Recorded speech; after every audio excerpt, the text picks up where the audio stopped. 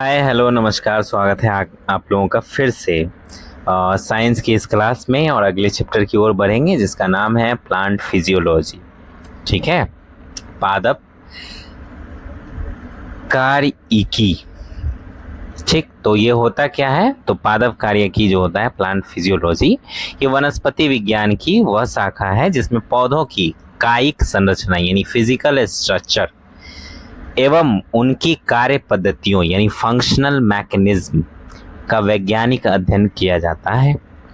इसके अंतर्गत पौधों की मूलभूत प्रक्रियाएं जैसे प्रकाश संश्लेषण, पादप पोषण, श्वसन, वृद्धि, प्रजनन, पादप हार्मोन्स के कार्य, अनुवर्तन, ट्रोपिज्म, अनुकुंची गति, पर्यावरणीय तनाव, दीप्तिकालिता यानी फोटो पेरियोडिज्म, वाष्पोत्सर्जन, ट्रांसपीरेशन एवं पादप जल संबंध आदि का विस्तार से अध्ययन किया जाता है। ठीक, विशेष फैक्ट की बात करें तो परावैंगनिक किरणों यानी यूवी रेज की क्षति से पादपों की रक्षा करने वाला मुख्य वर्णक पिगमेंट कैरोटीनाइड होता है। नोट कर लेंगे आप लोग। संश्लेषण, फोटोसिंथेसिस, पौधों का रसोइया, ये है प्रकाश की किरण और ये है कार्बन डाइऑक्साइड और जल। ठीक है, ये दोनों मिलके क्या बनाते हैं? Carbohydrates, oxygen. ठीक, यही क्या है? प्रकाश संश्लेषण की क्रिया है। परिभाषा की बात करें तो सूर्य के प्रकाश में पौधों की कोशिकाओं में उपस्थित क्लोरोफिल की सहायता से कार्बन डाइऑक्साइड व जल के संयोग से कार्बन युक्त यौगिकों कार्बोहाइड्रेट्स व ग्लूकोज, ठीक है, के निर्माण की प्रक्रिया को प्रकाश संश्लेषण कहते हैं। यह एक जैव रासायनिक यानी बायो रासायनिक अभिक्रिया है, बायोकेमिकल रिएक्शन है। समझ गए? चलिए आगे बढ़ते हैं। प्रकाश संश्लेषण का रासायनिक समीकरण। ठीक, तो रासायनिक समीकरण देखेंगे तो 6CO2 यानी कार्बन डाइऑक्साइड, 6 कार्बन डाइऑक्साइड, 12 जल H2O, प्रकाश मिल गए। ठीक है, अब क्या हुआ? ग्लूकोज बना। ठीक है, C6H12 O6। ठीक, और क्या बना जी? कार्बोहाइड्रेट्स बना और ऑक्सीजन बना। ठीक है, H2O बना ना जी। 6 H2O और 6 ऑक्सीजन।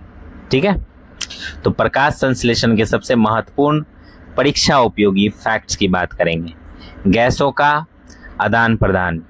इस पूरी प्रक्रिया में पौधे जो है कार्बन डाइऑक्साइड ग्रहण करते हैं और ऑक्सीजन बाहर छोड़ते हैं। क्लोरोफिल की जरूरत क्यों है? प्रकाश संश्लेषण के लिए पर्णहरित यानी क्लोरोफिल की उपस्थिति अनिवार्य होती है। ठीक, नहीं तो प्रकाश संश्लेषण नहीं हो पाएगा। ऊर्जा का रूपांतरण, इसमें विकिरण ऊर्जा यानी सौर ऊर्जा को रासायनिक ऊर्जा में बदलकर खाद्य पदार्थों में संचित किया जाता है। ठीक, हाइड्रोजन का स्रोत, वायुमंडलीय कार्बन डाइऑक्साइड से कार्बन एवं जल से हाइड्रोजन ली जाती है। ठीक है, कार्बन डाइऑक्साइड से कार्बन और जल से हाइड्रोजन ली जाती है। ये सब कहाँ उपस्थित है? वायुमंडल में।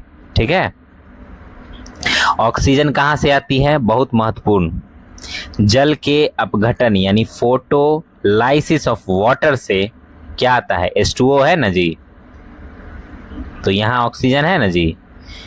तो इसके फोटोलाइसिस से निकलने वाली जो ऑक्सीजन होती है इस अभिक्रिया में उप उत्पाद यानी बाई प्रोडक्ट के रूप में वायुमंडल में मुक्त होती है। ठीक, अंतिम जो उत्पाद होता है वो प्रकाश संश्लेषण का अंतिम उत्पाद ग्लूकोज है, जो बाद में पौधे में मंड यानी स्टार्च के रूप में संचित होता जाता है। रंगों का प्रभाव क्या पड़ता है? प्रकाश संश्लेषण लाल रंग के प्रकाश में सर्वाधिक प्रभावकारी होता है। कृत्रिम प्रकाश, यह क्रिया कृत्रिम आर्टिफिशियल प्रकाश में भी संपन्न हो सकती है। मुक्त ऊर्जा, प्रकाश संश्लेषण में पर्यायतम ऊर्जा यानी फ्री एनर्जी स्थितिज ऊर्जा यानी पोटेंशियल एनर्जी में परिवर्तित होकर संचित होती है। पृथ्वी का फेफड़ा किसको कहते हैं? पृथ्वी अधिकांश ऑक्सीजन का उत्पादन शैवालों अलगी द्वारा होता है। ठीक है, पृथ्वी पर सौर ऊर्जा का अधिकतम स्थिरीकरण भी हरे पादपों द्वारा ही किया जाता है। ठीक, तो इसको क्या कहते हैं? पृथ्वी का फेफड़ा कहते हैं। पादपों में श्वसन रेस्पायरेशन इन प्लांट्स, तो पादपों में श्वसन ऑक्सीजन एवं कार्बन डाइऑक्साइड के आदान प्रदान से शरीर की सतह द्वारा विसरण डिफ्यूजन क्रिया से होता है। जंतुओं से अंतर क्या है? तो प्राणियों की तुलना में पादपों में श्वसन 3 तरह से भिन्न होता है। कैसे कैसे? तो पादपों की श्वसन दर प्राणियों की अपेक्षा काफ़ी धीमी होती है। ठीक है, पादपों के सभी भाग जैसे मूल यानी जड़, ठीक है, तना, पत्ती स्वतंत्र रूप से श्वसन करते हैं। पादपों के एक भाग से दूसरे भाग तक गैसों का परिवहन बहुत ही कम होता है। ठीक, आगे बढ़ते हैं। पत्तियों में गैसीय विनिमय, तो गैसियस एक्सचेंज, प्रकाश संश्लेषण की क्रिया में कार्बन डाइऑक्साइड, ठीक है, पादप कार्बन डाइऑक्साइड ग्रहण करते हैं, ऑक्सीजन छोड़ते हैं, जो दिन के समय सूर्य के प्रकाश में होता है। इसके विपरीत श्वसन एक सतत 24 घंटे चलने वाली प्रक्रिया है, जिसमें पादप जो है ऑक्सीजन ग्रहण करते हैं और कार्बन डाइऑक्साइड मुक्त करते हैं। पत्तियों की सतह पर छोटे छोटे छिद्र पाए जाते हैं, जिन्हें स्टोमेटा या रंध्र कहते हैं। पहले भी जानते हैं हम इसको। इन्हीं के माध्यम से गैसों का एक्सचेंज होता है, विनिमय होता है, विसरण द्वारा होता है। ठीक, पादपों में जनन, अलैंगिक जनन, असेक्सुअल रिप्रोडक्शन कहते हैं इसको इंग्लिश में। पादपों में जनन 2 प्रकार से होता है। पहला असेक्सुअल, ठीक है, अलैंगिक जनन, और दूसरा है लैंगिक जनन। अलैंगिक जनन पादप बिना बीज के ही नए पादप को उत्पन्न करता है, इसको अलैंगिक जनन कहते हैं, जिसमें बीज की आवश्यकता नहीं होती। इसकी प्रमुख विधियां जो है वो कायिक प्रबंधन, ठीक है, मुकुलन, खंडन एवं बीजाणु निर्माण है। ठीक, कायिक प्रबंधन क्या होता है? वेजिटेटिव प्रोपेगेशन कहते हैं इसको, एम्प्लीफिकेशन कहते हैं। इसमें पादप के किसी भाग को, ठीक है, जड़, तने, पत्ती, कली से नया पौधा तैयार किया जाता है। ठीक है, इन भागों से नया पौधा तैयार किया जाता है। इसके अनुसार मुख्य 2 प्रकार इस प्रकार हैं। तने यानी बाय स्टेम, इसमें तने के विभिन्न रूपों से नया पौधा बनता है। भूमिगत तने से अदरक, लहसुन, आलू आदि बनते हैं। वहीं अर्धवायवीय तने से दूब, घास, पुदीना, गुलदाउदी ये सब बनते हैं। ठीक है, ये सब तने से बनने वाले पौधे हैं। वहीं वायवीय तने से गन्ना, ठीक, ये सब तने से बनते हैं, जड़ नहीं रोपा जाता ना, बीज। गन्ना, अमरवेल, मनी प्लांट, वोगेनवेलिया, कार्नेशन, कोको, अंगूर, मौसमी, ठीक है, चमेली आदि के नए पौधे उगाए जाते हैं। बीज से भी उगते होंगे, लेकिन इन सब तरीके से भी उगाए जाते हैं। ठीक है, यानी तने के एक भाग लेकर उगाए जा सकते हैं। पत्ते से बायलीफ भी उगाए जाते हैं। तो पत्ती के किनारों पर विशेष कलिकाएं, बड्स होती हैं, जिनसे नए पादप यानी पौधों का जन्म होता है। उदाहरण के लिए ब्रायोफिल्म यानी पत्थर चट्टा, बिग्नोनिया, ये सब पौधों के नाम हैं। अलैंगिक जनन, असेक्सुअल रिप्रोडक्शन की अन्य विधियां क्या हैं? तो जड़ से, बाय रूट भी होता है। कुछ पौधों में जड़ें भोजन इकट्ठा करके फूल जाती हैं और सुप्तावस्था में चली जाती हैं। उन पर लगी अपस्थानिक कलिकाएं यानी एडवेंटिशियस बड्स जो होते हैं वो नए पौधों को जन्म देती हैं, जैसे शकरकंद, डहेलिया, सतावर, ये सब उदाहरण हैं। पौधे की कोशिकाओं की असामान्य वृद्धि को अतिवर्धन कहते हैं। ठीक, मुकुलन, बडिंग से भी नए पौधे उगते हैं। तो ये मुख्य रूप से ईस्ट में होता है। ईस्ट कोशिका से एक छोटी कलिका, मुकुल या बड, ठीक है, जैसे ये पेड़ है, ये पेड़ है, तो इसमें एक ये जो निकला हुआ भाग होगा ना, ये बड होगा, ठीक है, या इसका ये बड होगा, ठीक, इसको बड कहेंगे। तो निकलती है जो अलग होकर नई ईस्ट कोशिका बनाती हैं। कभी कभी ये मुकुल अलग हुए बिना एक लंबी श्रृंखला भी बना लेते हैं, ठीक है। आगे बढ़ते हैं, खंडन, फ्रेगमेंटेशन, इसके द्वारा भी पौधे बन सकते हैं। तो ये शैवाल अलगी में होता है। अनुकूल परिस्थितियों में शैवाल तेजी से 2 या अधिक खंडों में विभाजित हो जाते हैं और प्रत्येक खंड नए जीव के रूप में वृद्धि कर जाता है। बीजाणु निर्माण, स्पोर फॉर्मेशन, ये कवक, फंगी, मॉस और फर्न जैसे पादपों में होता है। इनमें दृढ़ आवरण वाली विशेष कोशिकाएं, रचनाएं बनती हैं जिन्हें बीजाणु स्पोर्स कहते हैं। ये प्रतिकूल वातावरण में सुरक्षित रहते हैं और अनुकूल समय आने पर अंकुरित होकर नया पादप बनाते हैं, ठीक है। पादपों में लैंगिक जन्म, सेक्सुअल रिप्रोडक्शन की अब बात करेंगे। इन प्लांट्स, ये है फूल।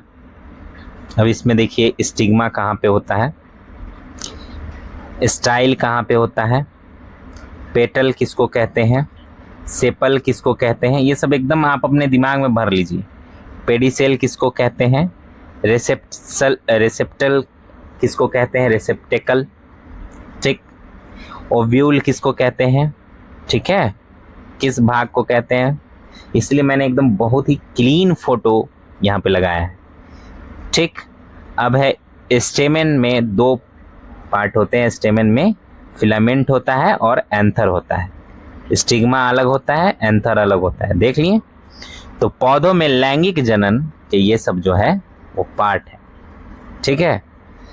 तो पौधों में लैंगिक जनन बीजों के माध्यम से होता है। यह पूरी प्रक्रिया 2 मुख्य चरणों में पूरी होती है। पहला जो प्रक्रिया है वो परागकण है, पॉलिनेशन, और दूसरा जो प्रक्रिया है वो है फर्टिलाइजेशन। पौधों का वास्तविक जनन अंग पुष्प जो है वो फ्लावर होता है, ठीक। पुष्प के भाग देखे हमने यहाँ पे भी देखते हैं। तो एक आदर्श पुष्प जो होता है यानी फ्लावर जो होता है उसके मुख्य भाग निम्नलिखित होते हैं। बाह्यदल को सेपल्स कहते हैं। पुष्प का सबसे बाहरी हरा भाग जो होता है उसको सेपल कहते हैं। दल जो यानी पेटल्स, पुष्प की रंगीन पंखुड़ियाँ होती है उसको पेटल कहते हैं। पुंकेसर, स्टेमन, ठीक है, नर जनन अंग होता है ये फूलों में। प्रत्येक पुंकेसर में एक तंतु फिलामेंट होता है। एक चपटा शीर्ष परागकोश एंथर होता है। इसी परागकोश के अंदर परागकणों यानी पॉलन ग्रेन्स का निर्माण होता है जिनसे 2 नर युग्मक बनते हैं। अब बात करते हैं अंडप की यानी कार्पेल की, पिस्टिल की। मादा जनन अंग होते हैं ये। इसके 3 मुख्य यानी प्रमुख भाग होते हैं। पहला होता है ओवरी, अंडाशय, वर्तिका यानी स्टाइल, और वर्तिकाग्र यानी स्टिग्मा। अंडाशय में बीजांड ओव्यूल होते हैं और प्रत्येक बीजांड में एक अंड होता है, एग होता है जो मादा युग्मक है। विभिन्न काल पक्वता यानी डाइकोगैमी। यदि किसी उभयलिंगी बाइसेक्सुअल यानी जिसके पास दोनों सेक्सुअल अंग जो है वो मौजूद है तो उसको बाइसेक्सुअल कहते हैं। पुष्प में पुमंग नर और यांग मादा अलग अलग समय पर परिपक्व होते हैं तो इसे विभिन्न काल पक्वता यानी डाइकोगैमी कहते हैं, ठीक। परागन, पॉलिनेशन, ठीक है। इसके कारक, पॉलिनेशन और इसके कारक क्या है। तो परागकणों का परागकोश यानी एंथर से निकलकर वर्तिकाग्र स्टिग्मा तक स्थानांतरित होने की क्रिया को परागन कहते हैं। ये 2 प्रकार का होता है। पहला जो है वो स्वपरागन होता है, सेल्फ पॉलिनेशन होता है। जब एक पुष्प के परागकण उसी पुष्प या उसी पौधे के किसी अन्य पुष्प के वर्तिकाग्र तक पहुंचते हैं, ठीक है, तो उसको क्या कहते हैं, सेल्फ पॉलिनेशन कहते हैं। पर परागन क्रॉस पॉलिनेशन, जब एक पुष्प के परागकण उसी जाति के किसी दूसरे पौधे के पुष्प के वर्तिकाग्र तक पहुंचते हैं तो इसको क्या कहते हैं? क्रॉस पॉलिनेशन कहते हैं। परागन के कारक क्या होते हैं? Agents of pollination. तो अधिकांश पादप परागन के लिए जो है जैविक कारकों का उपयोग करते हैं, कुछ ही अजैविक कारकों का उपयोग करते हैं। तो अजैविक कारक क्या है? तो अबायोटिक एजेंट्स जैसे वायु, एनेमोफिली। मक्का एवं घास में वायु द्वारा परागन जो होता है वो सबसे सामान्य है। ठीक है। जल, हाइड्रोफिली। ताजे जल के पौधों जैसे वैलिसिनेरिया एवं हाइड्रिला में तथा समुद्री घास जोस्टेरा में जल द्वारा परागन होता है। ध्यान दें, वाटर हाइसिंथ, जलकुंभी और वाटर लिली जैसे जलीय पौधे जल का नहीं बल्कि पवन या कीटों का उपयोग करते हैं। किसके लिए? परागन के लिए, पॉलिनेशन के लिए। ठीक। अब बात करते हैं बायोटिक एजेंट्स की। ये होते हैं कीट व पक्षी, मधुमक्खी, तितली, मक्खी, चींटी, पक्षी, सनबर्ड, हमिंग बर्ड तथा चमगादड़, ये सब प्रमुख है बायोटिक एजेंट्स हैं। इनमें मधुमक्खी सबसे मुख्य बायोटिक परागकण करता है एजेंट्स है। ठीक है। बड़े जानवर जो होते हैं, जैसे कुछ बड़े जानवर जैसे प्राइमेट्स यानी लेमूर, वृक्षवासी, रोडेंटस या सरीसृप, गिरगिट आदि भी परागन का कार्य करते हैं। ठीक। पादप hormones, plant hormones, phyto hormones. आप लोग सोच रहे होंगे कि परागन कैसे हो जाता है, हवा से कैसे? तो हवा जब चलती है तो क्या होता है? एंथर जो है स्टिग्मा पे चला जाता है, उड़ के हो गया परागन।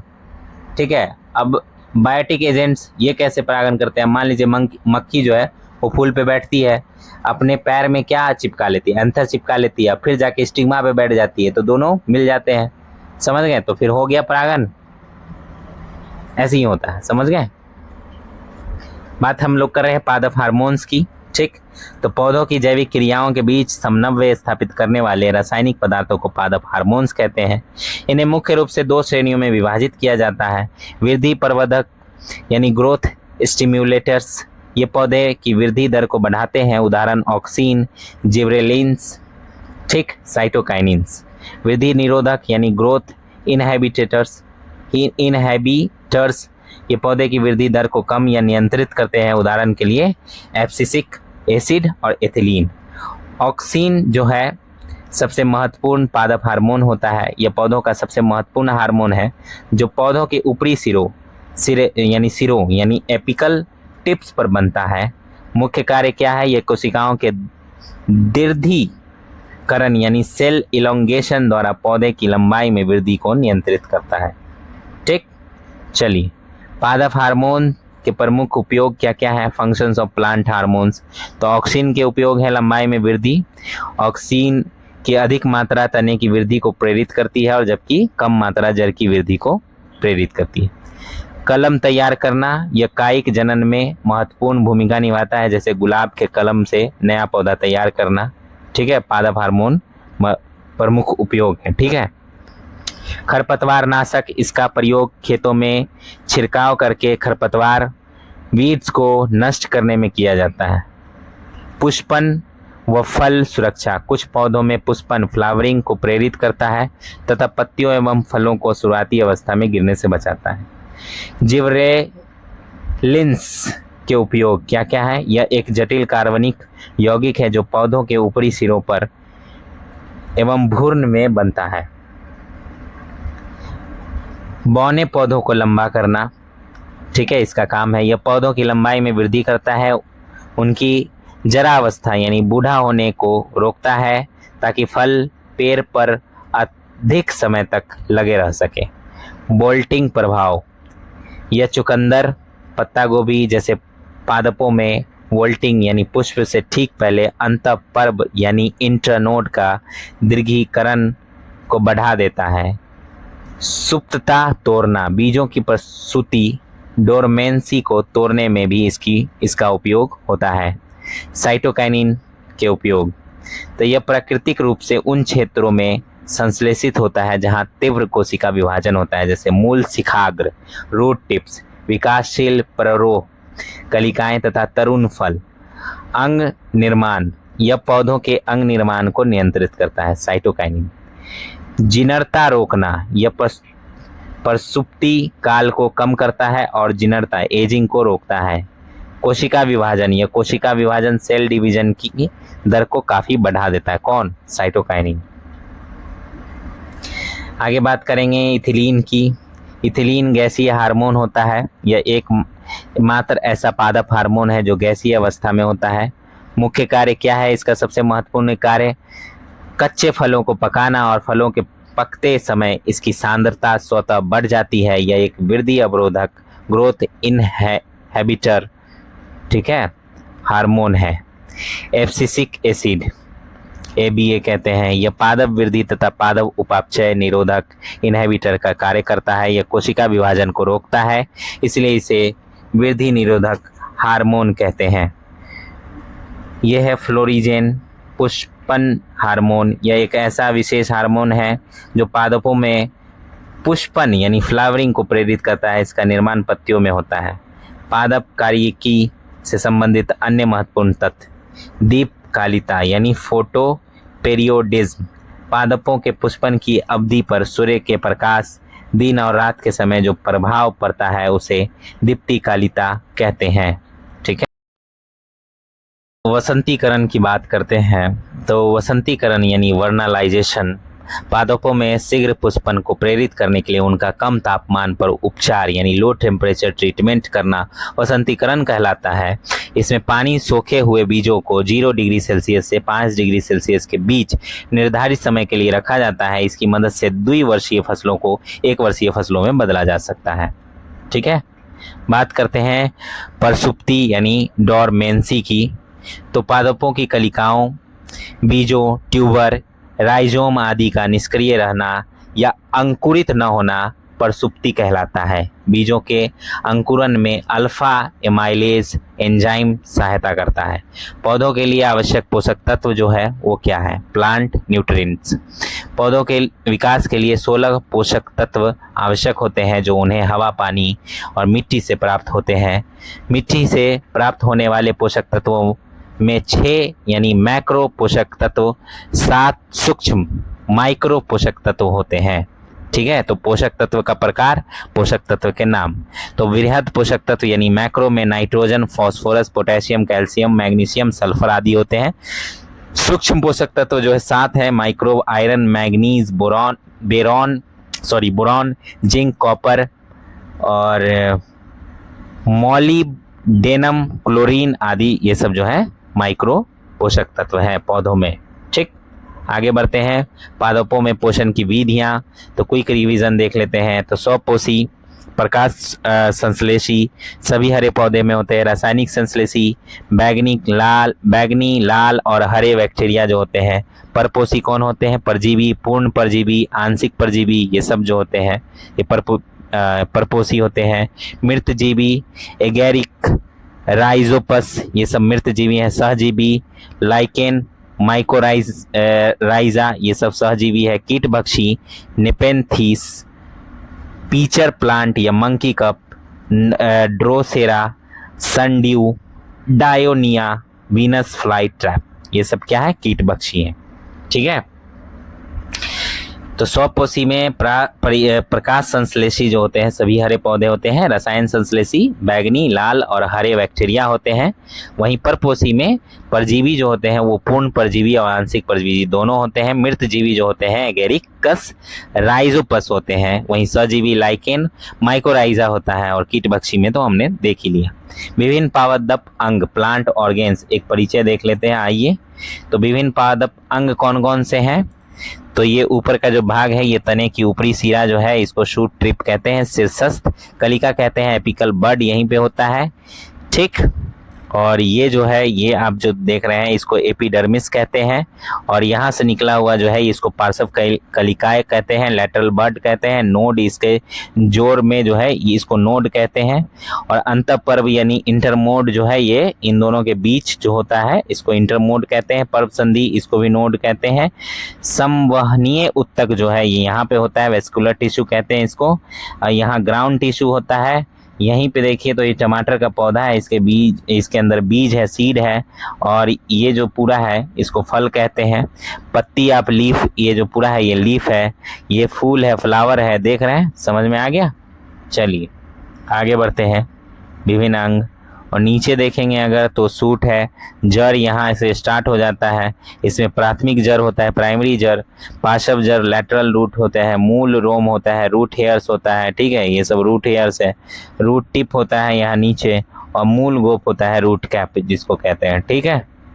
चलिए आगे बढ़ते हैं। एक पौधे को मुख्य रूप से दो भागों में देखा जाता है, परोह तंत्र यानी सूट सिस्टम जिसको कहते हैं कि जमीन के ऊपर का हिस्सा जो होता है वो सूट सिस्टम है, जिसमें तना, पत्ती, फूल, फल, बीज, नोड यानी पर्व संधि और इंटरनोड अंतःपर्व शामिल होते हैं। वहीं जड़ तंत्र होता है, रूट सिस्टम, जमीन के नीचे का हिस्सा जिसमें प्राथमिक जड़ होता है, पार्श्व जड़ होता है, मूल रोम होता है, रूट हेयर्स जो होते हैं, मूल गोप होता है, रूट कैप, ये सब पाए जाते हैं। अभी हमने बात की, देखा फिगर, ठीक है।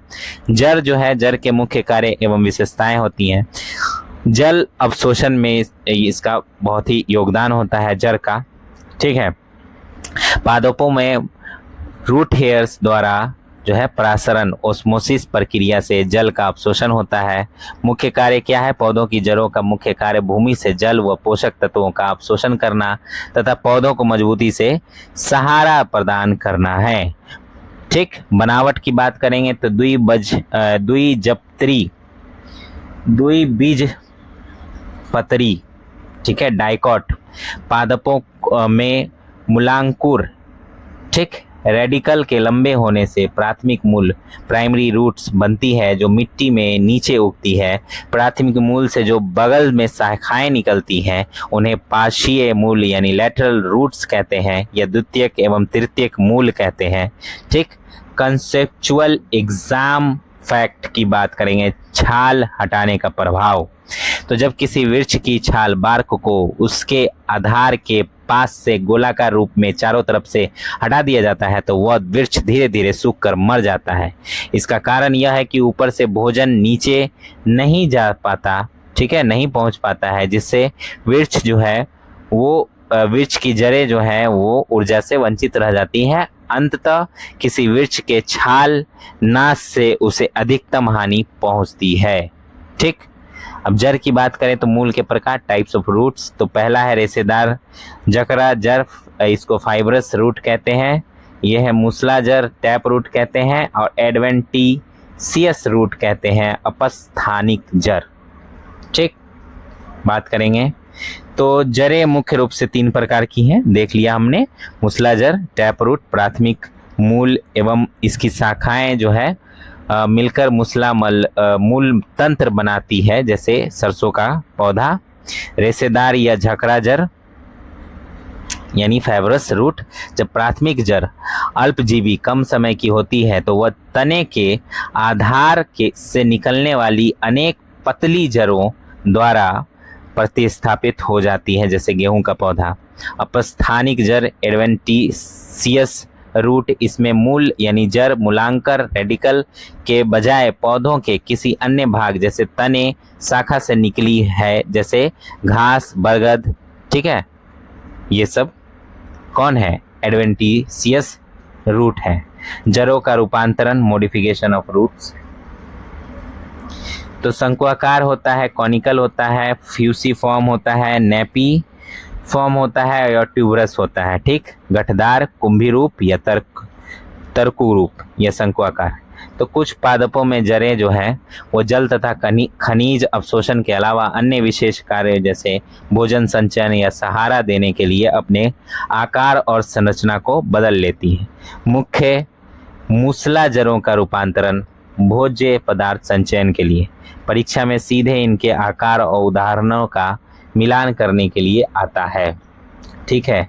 तो शंकुआकार यानी कॉनिकल, ऊपर से मोटी और नीचे की ओर पतली होती है, ठीक है, होती जाती है। इसका उदाहरण है गाजर। ठीक। तुर्का रूप यानी फ्यूसीफॉर्म, बीच में मोटी होती है, दोनों सिरों पर पतली होती है, उदाहरण है मूली। ठीक। वहीं कुंभी रूप नेपीफॉर्म, ऊपर का हिस्सा घरे जैसा फूला हुआ और नीचे से अचानक पतला, उदाहरण है सलजम। गांठदार यानी ट्यूबरस, जिसका कोई निश्चित आकार नहीं होता, उदाहरण है मीराबिलिस शकरकंद। ठीक।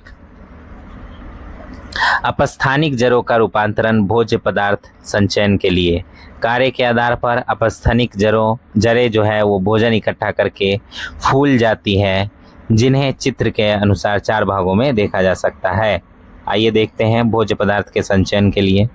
तो कंदिल जड़ें होती हैं ट्यूबरस रूट्स, फैसिक्यूलेटेड रूट्स, ठीक है, ऐसी होती हैं। ग्रंथिल जड़ें न्यूडुलस रूट्स और मोनीली फॉर्म रूट्स, ठीक है। किस किस तरह के रूट्स हैं देख लीजिए। तो कंदिल जड़ें जो होती हैं ट्यूबरस रूट्स एकल रूप से फूली हुई होती हैं, ठीक है, एक तरीके से एक ही रूप से फूली होती हैं।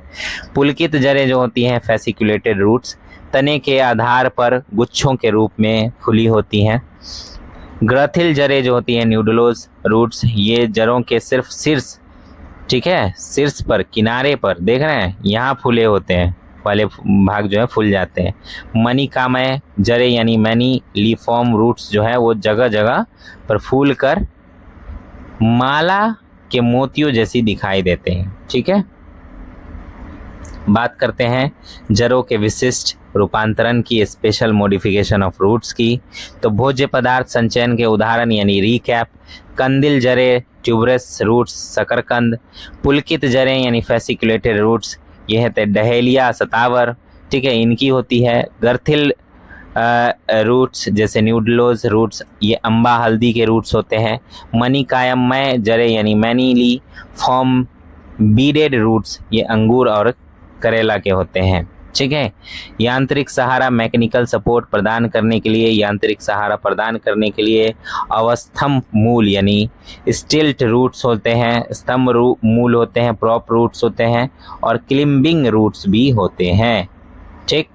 आइए इसके बारे में जानते हैं। तो स्तंभ मूल प्रॉप रूट्स ये हवा में लटकती मोटी जड़ें होती हैं जो जमीन में जाकर स्तंभ खंबे की तरह भारी पेड़ों को सहारा देती हैं, उदाहरण के लिए बरगद, ठीक है। अवस्थम मूल यानी स्टिल्ट रूट्स, ये मुख्य तने के निचले हिस्से की गांठों से तिरछी निकलकर मिट्टी में धंस जाती है, उदाहरण है मक्का और गन्ना, ठीक है।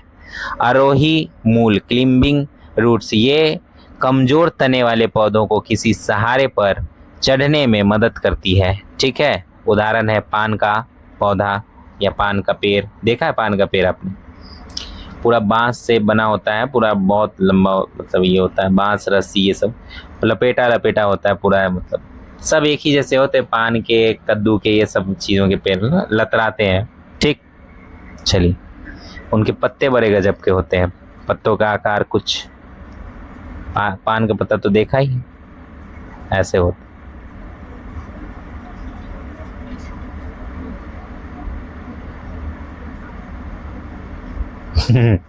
चलिए आगे बढ़ते हैं। आरोही मूल की बात हम लोगों ने कर ली, पान, ठीक है। अन्य विशिष्ट जैविक क्रियाओं के लिए भी जो है, अन्य जैविक क्रियाओं के लिए क्या है, तो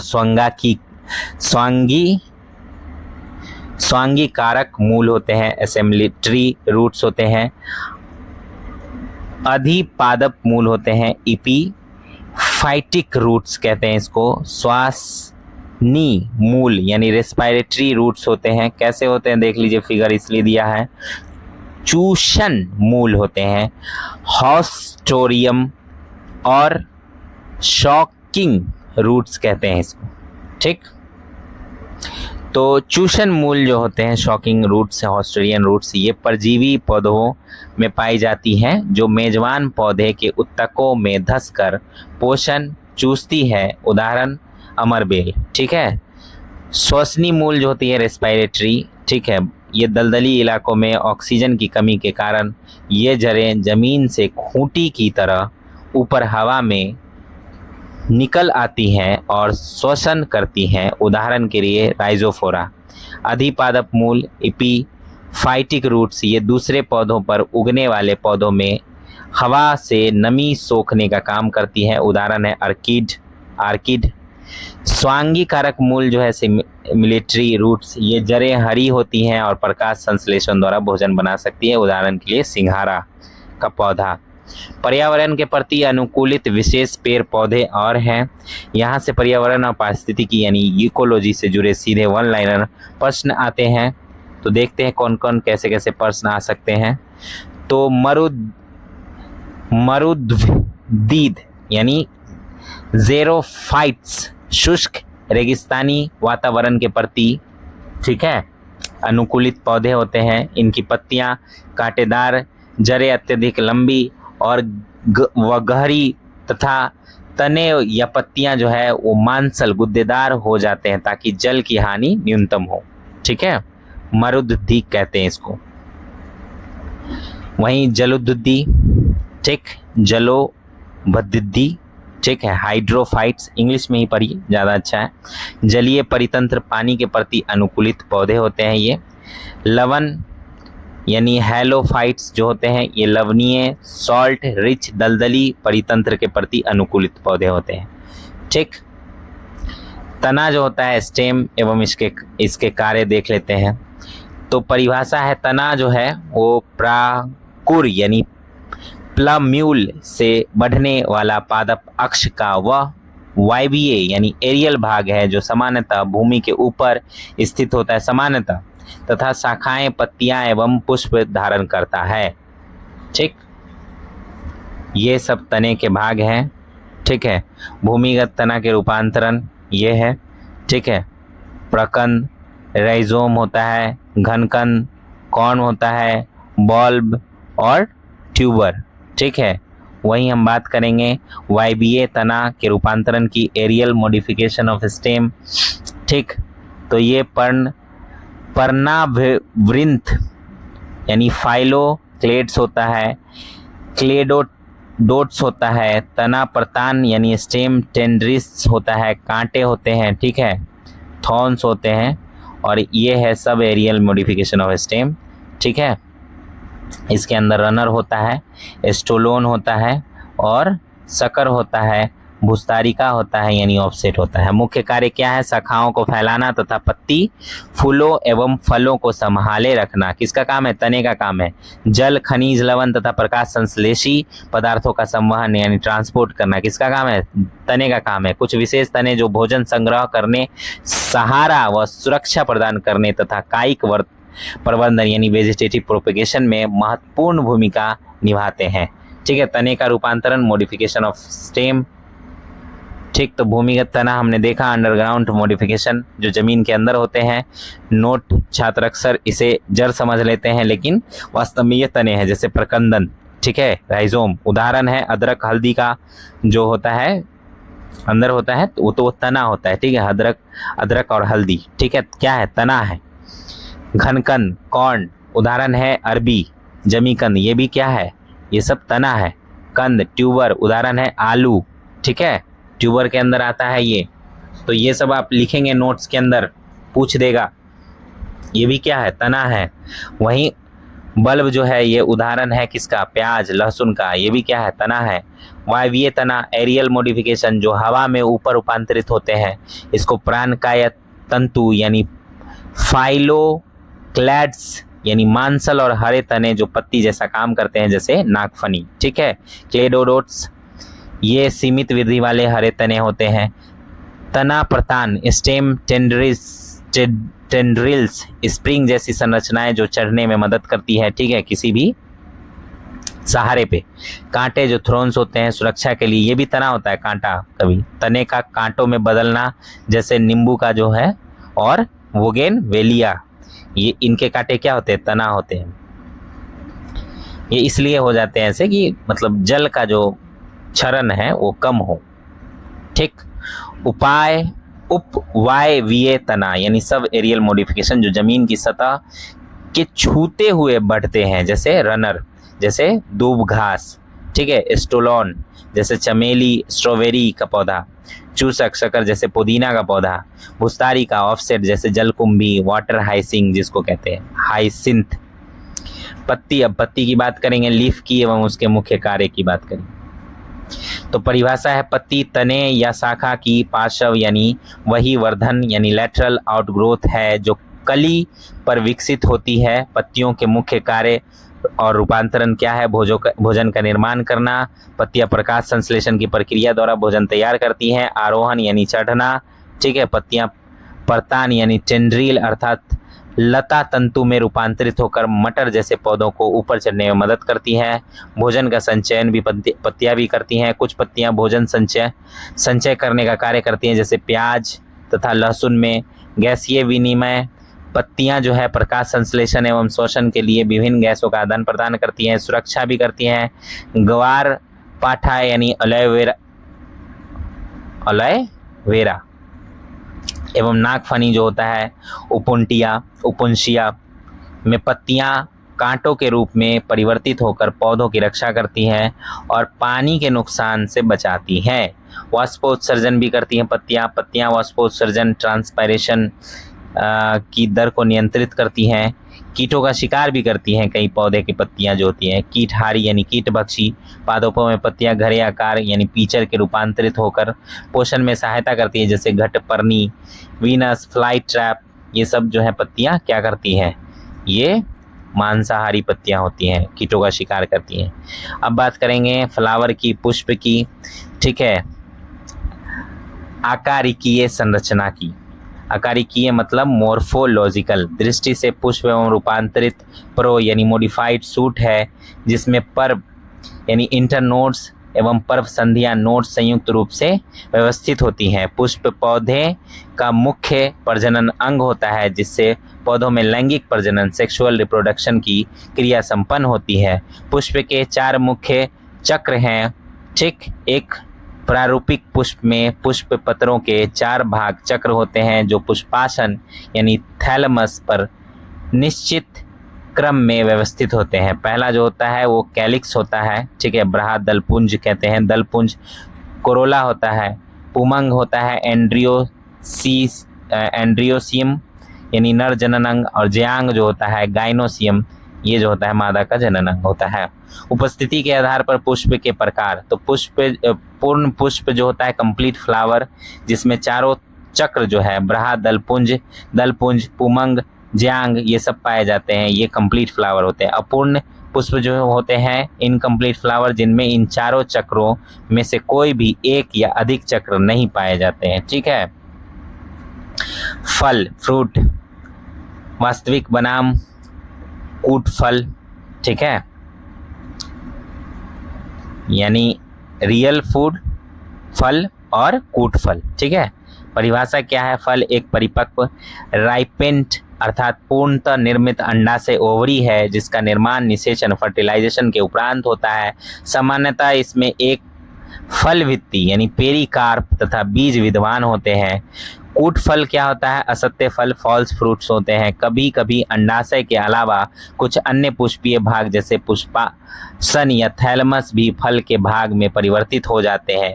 इन्हें कूट फल कहते हैं, फॉल्स फ्रूट्स कहते हैं। उदाहरण सेब, काजू, नाशपाती, ये सब फॉल्स फ्रूट्स हैं, ठीक। वास्तविक फ्रूट ट्रू फ्रूट्स कौन होते हैं? अन्य सभी फल जो केवल अंडा से ओवरी से निर्मित होते हैं उन्हें वास्तविक फल कहा जाता है। स्पेशल नोट की बात करेंगे तो लौंग जो है क्लोव, वो पौधे की बंद कलियां यानी फ्लावर्स बर्ड्स होती हैं, ठीक है। फल एवं उनके खाने के योग्य इडिबल पार्ट्स ऑफ फ्रूट्स, ठीक। इस कलिका से परीक्षाओं में सबसे ज़्यादा प्रश्न मैचिंग वाला मैच द फॉलोइंग के रूप में पूछे जाते हैं। इसके अच्छे से हाईलाइट कर देते हैं। सेब नाशपाती फल है, ठीक है, इसका कौन सा भाग खाया जाता है? खाने योग्य भाग पुष्पासन थैलमस। अमरूद, अंगूर, टमाटर का फल भित्ति, ठीक है, पेरिकार्प, बीजांडासन ये सब खाया जाता है। पपीता आम का मध्य फल भित्ति, ठीक है, मेसोकार्प खाया जाता है। नारियल का भ्रूणपोष इंडोस्पर्म खाया जाता है। केला का मध्य एवं अंतर्वृत्ति मेसोकार्प और इंडोकार्प खाया जाता है। गेहूं का भ्रूण पोषण एवं भ्रूण यानी इंडोस्पर्म और एम्ब्रायो खाया जाता है। काजू का पुष्पवृत्ति बीज पत्र यानी पेडिसेल और कोटिलेडोन्स खाया जाता है। लीची का एरियल खाया जाता है, ठीक है। वहीं चना और मूंगफली का क्या खाने योग्य है? बीज पत्र एवं भ्रूण यानी कैटिलेडोन्स और एम्ब्रायो खाया जाता है। सहतूत का रसीले परिदल पुंज यानी फ्लेशी पेरियांत खाया जाता है। कटहल का हम परिदल पुंज व बीज खाते हैं, पेरियांत और सीड्स खाते हैं। अनानास का परिदल पुंज खाते हैं। वहीं नारंगी संतरा का जूसी हेयर, ठीक है, जूसी एस्क्यूलेंट हेयर्स खाते हैं, ठीक। तो ये था हमारा पादपों का फिजियोलॉजी, ठीक। समाप्त होता है दूसरा अब ये चैप्टर भी। टोटल हम लोगों ने 5 चैप्टर खत्म कर लिए हैं, ठीक है। साइंस के अंदर 2 चैप्टर और बच गए हैं छोटे छोटे, जिसको टाइम मिलते ही आज मैं ख़त्म करूँगा। ये हम लोगों का रोड मैप का तीसरा सप्ताह चल रहा है, ठीक है। इसमें हम लोगों ने साइंस, बायोलॉजी और करंट अफेयर्स को शामिल किया, ठीक है। बिहार करंट अफेयर्स को अगले सप्ताह यानी कल से, यानी कि मंडे से, यानी आज से, अब तो मंडे हो ही गया, तो हम जो है बिहार स्पेशल को शामिल करेंगे। Current affairs as it is चलेगा, ठीक। बिहार स्पेशल में उसकी हिस्ट्री और ज्योग्राफी को शामिल करेंगे, ठीक है। लेकिन उससे पहले साइंस का जो 2 चैप्टर बच गया है उसको भी आज ही हम कंप्लीट करेंगे। मिलते हैं अगली वीडियो में, तब तक के लिए धन्यवाद। जय हिंद।